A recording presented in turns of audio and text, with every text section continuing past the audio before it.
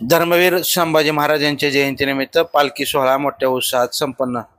करमाळ तालुक्यातील केम येथील धर्मवीर संभाजी महाराज जयंती उत्सव समितीच्या वतीनं धर्मवीर संभाजी महाराज यांचा पालखी सोहळा मोठ्या उत्साहात संपन्न झाला. या सोहळ्याची मिरवणूक तब्बल 5 तास चालली. हा पालखी सोहळा पाहण्यासाठी नागरिकांनी दुतर्फा गर्दी केली होती.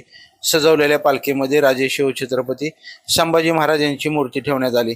या मूर्तीचं पूजन श्री उत्तरेश्वर देवस्थानचे महंत जयंतगिरी महाराज यांच्या हस्ते झाले. त्यानंतर पालखी सोहळ्याला सुरुवात झाली.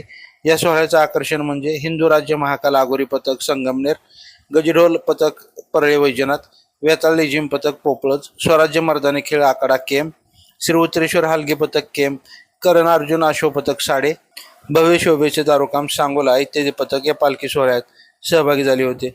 या पालखी सोहळ्याचं आकर्षण ठरलं ते संगमनेर येथील हिंदूराजे आगोरी पथक संगमनेर.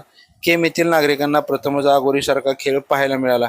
त्यामुळे खेळ पाहण्यासाठी नागरिकांनी मोठी गर्दी केली होती. हा खेळ पाहून नागरिकांच्या डोळ्याचं पारणं फिटलं.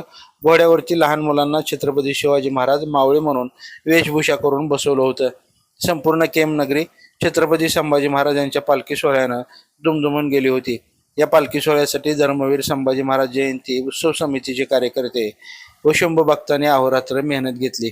लाईव्ह महाराष्ट्र झोन न्यूजसाठी करमाळ तालुका प्रतिनिधी संजय जाधव.